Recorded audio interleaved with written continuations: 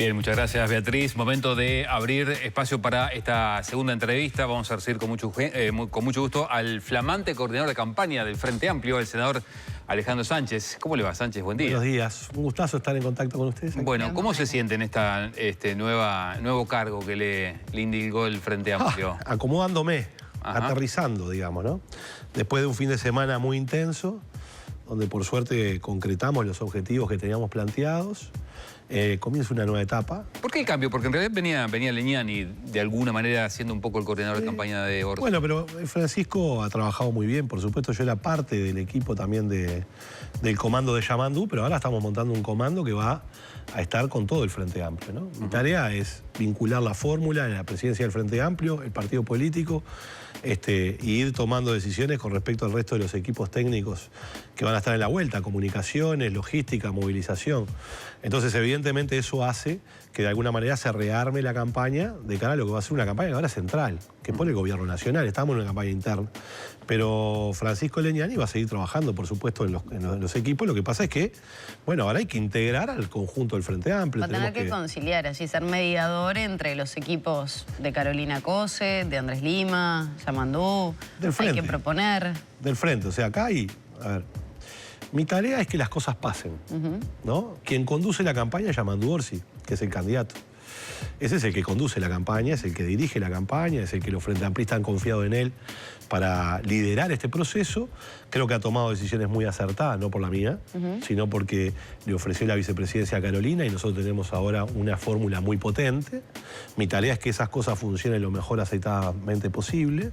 Está el presidente del Frente Amplio, que tiene un rol también.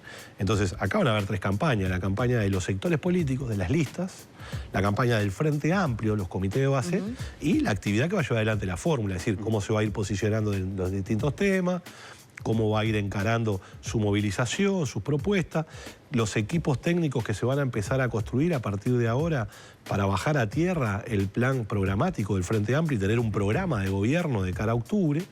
Nosotros queremos hacer una campaña en donde lo que esté arriba de la mesa sean los problemas de la gente y no los problemas de los dirigentes. ¿Es mucho decir que una victoria o una derrota del Frente Amplio depende de cuán bien o cuán mal el Frente termine zanjando esta piedra en zapato que tiene como es el plebiscito de la reforma de la Seguridad Social? No creo.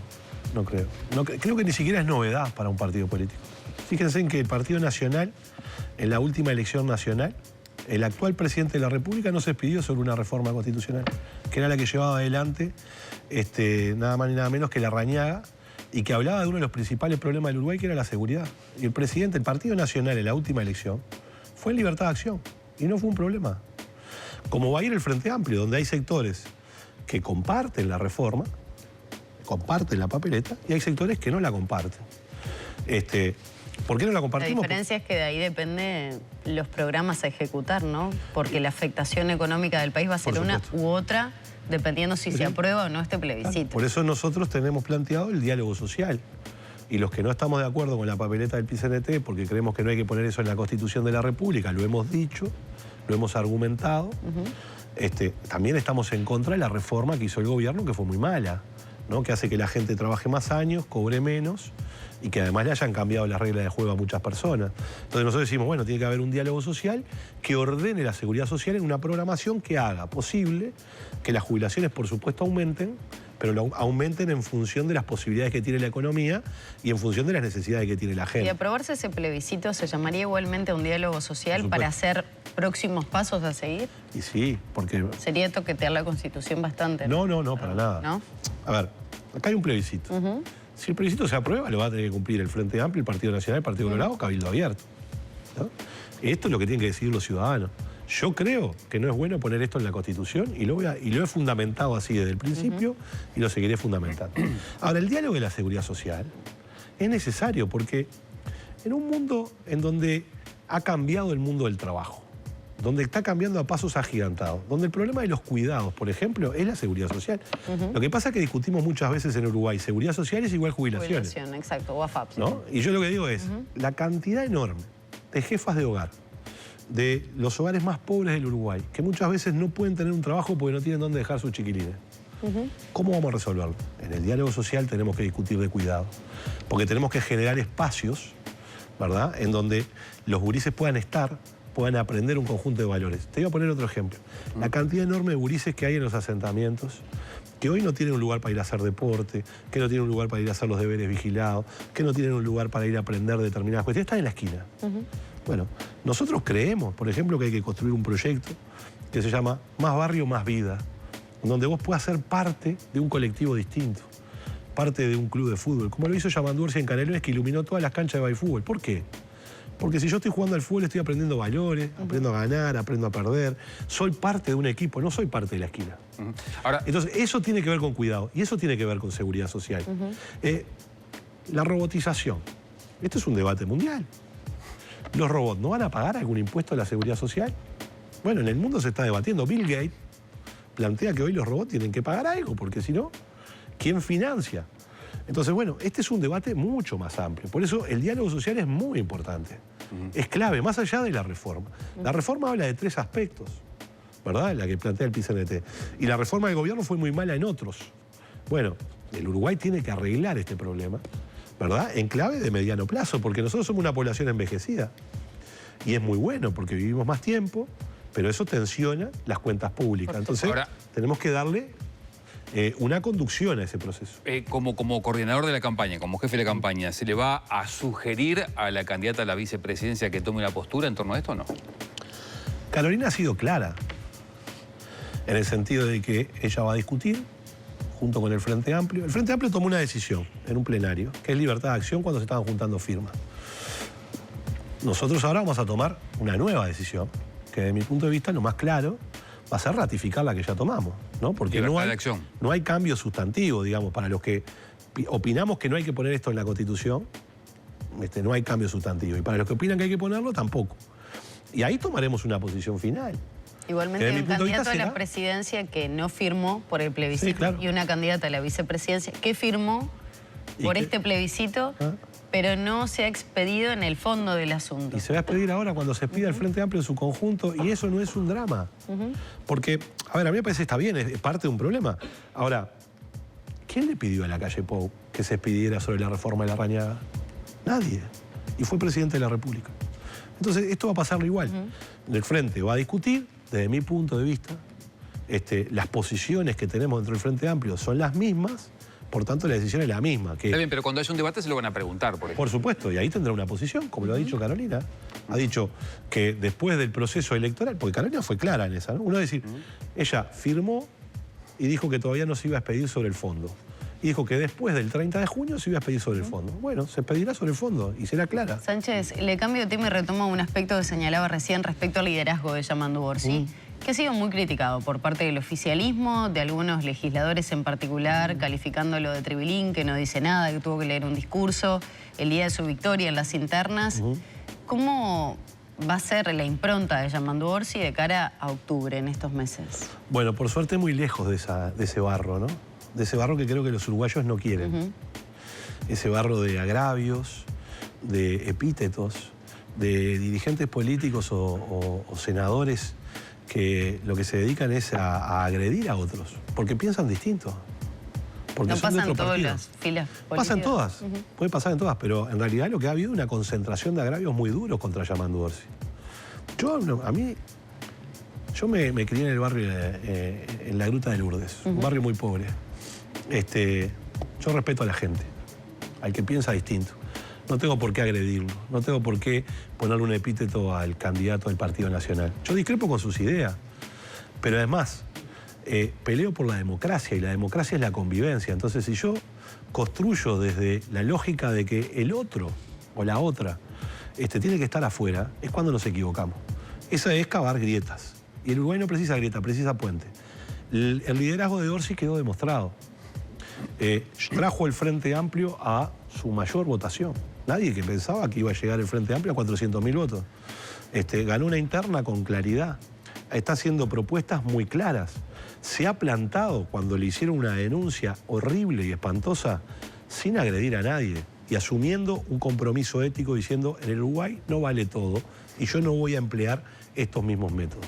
Entonces, frente al agravio, nosotros no vamos a responder con agravio, vamos a responder con propuestas para los problemas de la gente. En este marco, el otro día acá mismo, Fernando Pereira decía que con este ambiente, en principio, la decisión es no generar debates o no presentarse a debates. ¿Es una decisión que el comando ya tiene tomada, que por ahora ni Orsi ni Cos se van a debatir? Recién empieza la campaña, ¿no? Hace una semana que estamos, todavía no hemos tomado decisiones.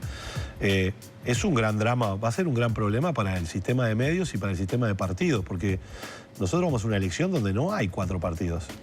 Hay más de 12 partidos que están compitiendo. Es decir, que hay más de 12 candidatos a presidente. Va a ser difícil. La instancia obligatoria va a ser en el balotaje. Bueno, la instancia obligatoria existe en el balotaje, entonces hay que ver, porque ¿con cuántos vamos a hacer debate? ¿No? ¿Cómo va a funcionar eso? Bueno, eso va a ser parte de la estrategia de campaña. Bien. Nosotros vamos a debatir, por supuesto, porque una campaña es debatir. Claro. Es interpelar a la realidad, es construir propuestas para cambiar la realidad. Y ese es el debate público que vamos a dar con la gente, con los dirigentes de los otros partidos, marcando dónde están los errores de este gobierno, dónde están sus incumplimientos, proponiendo caminos alternativos a los problemas que tiene el Uruguay hoy. Y ese va a ser el debate político de una campaña. ¿Se va a plantear la eliminación de algunos aspectos contenidos en la LUC finalmente? Y se lo pregunto porque desde el gobierno que se ha dicho es una norma que fue ratificada por el pueblo. ¿Igual se va a insistir? Mire, el propio gobierno ha cambiado aspectos de la LUC que fueron ratificados por el pueblo, porque las cosas no se escriben en piedra.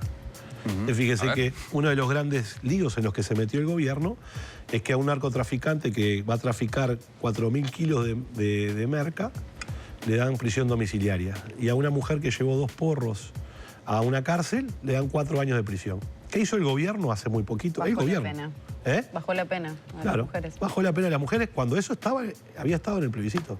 Y alguien dijo, no están cumpliendo, no. Es que si esa ley evidentemente estaba mal y estaba generando un montón de problemas, hay que cambiarla.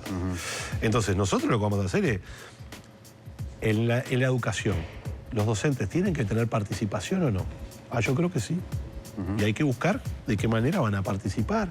Porque ya vimos... Volver al régimen anterior. No sé si volver al régimen anterior o volver a uno mucho mejor. Claro, en el gobierno de Mujica estuvo planteado desde el primer discurso, prácticamente cuando asume Mujica, educación, educación, educación, y luego se tuvo que enfrentar a los sindicatos y se le plantearon situaciones donde no se pudo avanzar a lo que se pretendía por parte del gobierno. Sí. ¿Se aprendió de eso? ¿Se aprendió de este periodo anterior? ¿Y cómo se va a elaborar de cara a un aprendimos más de este. De lo que más aprendimos de este gobierno. Sin los docentes y sin los estudiantes no hay reforma posible. Hoy tenemos 10 CAIF cerrados con una planta y un guardia de seguridad. De todas formas, la reforma se llevó adelante. Sí, ¿y cuál es el resultado? Que los gurises aprenden menos, que se bajaron... Ya se puede hacer esa evaluación. Y lo hace el INE, el INED. El informe del INED dice que aprenden menos, que se bajaron los requisitos para pasar de año, es decir, agrandaron el arco, ¿verdad? Entonces... nosotros vamos por la revolución de las cosas simples. Si yo tengo 10 CAIF que están cerrados con una planta y un guardia de seguridad, no funciona la reforma educativa. Porque están preciosos los CAIF, pero se olvidaron de ponerle gente adentro. Entonces vamos por ese camino. Entonces, eso quiere decir que va a haber discusión, por supuesto. Va a haber debate. Los docentes, los estudiantes plantearán sus puntos de vista. El gobierno va a conducir como debe hacerlo, ¿no? Y vamos a potenciar cosas que en este periodo de gobierno se han frenado. Sistema de becas que se ha frenado, extensión de la universidad en el interior del país, creación de nuevas carreras en la UTEC. ¿Cómo no vamos a trabajar en esas áreas? ¿Cómo no vamos a extender el tiempo pedagógico? ¿Cómo no vamos a generar que los gurises tengan, por ejemplo, una mayor escolarización? ¿Cómo no vamos a generar competencias en un mundo que nos dice, hablábamos hoy del trabajo, y bueno, antes mi abuelo se iba a recibir o iba a tener una profesión y se iba a jubilar en la misma fábrica y en la misma profesión. Mi padre iba a tener el mismo oficio, pero iba a cambiar de fábrica. Mis hijos van a cambiar de empleo y tienen que aprender a aprender y a estar cambiando permanentemente. La educación tiene que cambiar en ese sentido, por supuesto. También está en la LUC, y se lo pregunto porque lo dejó picando hace un ratito Iturralde, la regla fiscal, que alguna vez había sido cuestionada por la coalición de izquierda, ¿se va a mantener o no? Y nosotros creemos, más allá de los temas puntuales, que me parece muy bien Iturralde lo que planteó, con respecto a temas demasiado puntuales, ¿no? Lo que hay que discutir acá es el Uruguay cómo hace para crecer. Yo creo que en esa línea van los dos grandes bloques, el Partido Nacional y el Frente Amplio. Y de hecho, escuchando los discursos y leyendo los programas, van en sintonía. No. En muchas cosas sí, la pobreza infantil como principal bandera, los destinos que se van a realizar, la proyección del país, mejorar la productividad. En muchas cosas hay coincidencias. No, bueno, porque es lo que está en cualquier tapa del libro para hacer que una economía funcione. El problema después, ¿cómo la haces? Este gobierno dice, vamos a ganar competitividad. Tenemos el atraso cambiario más grande de los últimos 40 años. El sector agroexportador perdió 1.500 millones de dólares el año pasado. Los industriales hoy, que producen para el mercado interno, pierden con los importadores porque somos un 15% más caros. Este gobierno, el que está ahora. Cambia el que está ahora, ¿no? ¿Qué propuestas tiene el Frente Amplio? Nosotros creemos que hay que reequilibrar el atraso cambiario para generar condiciones. ¿Sabe por qué? Con intervenciones al Banco Central. Por supuesto. Por parte del Banco Central. Por supuesto, entre otras. Hacer crecer la economía, porque si yo voy a producir y cuando voy a vender pierdo el 15%, no invierto más. Entonces, el gobierno me habla de la LUC, ¿no? Como dice acá Iturral, dice, bueno, ¿qué van a hacer con la regla fiscal? Bueno, aumentaron el déficit y el endeudamiento. Este gobierno, el que dijo que el déficit fiscal del 2019 era espantoso, hoy va a terminar con el mismo déficit fiscal del año 2019, pero con un 10% más de endeudamiento. Y en ese sentido... Entonces, pero permíteme esto, y con una sociedad más pobre, porque este es el otro punto que no mira el gobierno, ¿verdad? ¿Por qué? Porque tenemos 550.000 compatriotas que laburando 40 horas por semana ganan 25.000 pesos por mes. Entonces, nuestro compromiso es aumentar esos salarios, porque con 25.000 pesos por mes no llegás a fin de mes. Y por ahí le quería consultar, el liderazgo en materia económica del país, y se lo consultó por el Ministerio de Economía y Finanzas en particular, donde hubo discrepancias en la interna frente amplista que sorprendió porque estábamos en una instancia de elecciones internas y ya se hablaba de quién iba a conducir en un eventual gobierno del Frente Amplio. El Ministerio de Economía, y hubo críticas desde el Partido Comunista a Gabriel Odone. En ese sentido, ¿qué va a pasar? ¿Va a depender de una persona cómo se van a ejecutar las políticas económicas del país? No, como nunca dependió de una sola persona. Bueno, el mensaje pareció ser ese. Bueno, fue un mensaje en todo caso equivocado. Juan hizo algunas referencias sobre su opinión sobre Gabriel Odone. Yamandú-Orsi no ha designado a nadie todavía, ningún ministro, ni siquiera había ganado la interna. Yo lo que le planteé a Juan era, la política económica del Frente Amplio va a ser la política económica del Frente Amplio, de todo el Frente Amplio. ¿No van a nombrar al ministro de Economía antes, como hizo Tabaré con Astori, por ejemplo? Estoy a una semana de haber festejado, Dante. Entonces, usted imagínese que estamos rearmando nuestra estrategia. Veremos, seguramente haya algunas definiciones que tomar. Y las tomaremos en función en que se desencadene la campaña de alguna manera, y ahí hay decisiones estratégicas que hay que tomar. ¿Del Ministerio del Interior también, por ejemplo? Lo que está claro es que hay certezas. Lo que está claro es que el Frente propone certezas. Y no vamos a hacer una campaña basada en promesas, como hizo este gobierno, que después cuando uno pasa raya no se puede cumplir ninguna. Bien, nos quedan 30 segundos, la del estribo, la del final. Con esto de que efectivamente Coso renuncia ahora, había especulaciones de que podía eventualmente no renunciar y eventualmente, dependiendo de cómo le fuera en las elecciones, podía volver a postularse el año que viene. ¿El MPP tiene apoyo para el año que viene? ¿Acá en Montevideo? No, el MPP tiene un gran pollo para esta elección junto con el Frente Amplio, se llama Yamandú-Orsi. Está bien, pero yo le apunto por mayo el año que viene. Bueno, si usted me invita después de octubre, que ganemos en primera vuelta, yo le comento qué ideas podemos tener. ¿Gana en primera vuelta el Frente? Vamos a trabajar para eso, no lo sabemos, pero uno tiene que trabajar con esa convicción. Bien, bueno. Comienza una nueva etapa, nosotros queremos ganar el gobierno. ¿Por qué? Porque queremos cambiar la realidad del país. Entonces, haremos nuestro máximo esfuerzo. Si no es en octubre, ojalá sea en octubre, y si es en noviembre, será en noviembre. Bien. Y después veremos mayo. Seguramente que hay muchos pingos, hay muchos. Hay muchos pingos. Por suerte. Alejandro Sánchez, muchas gracias. Cuídese de esa gripe, ¿eh? No, muchas gracias a usted. Muy bien.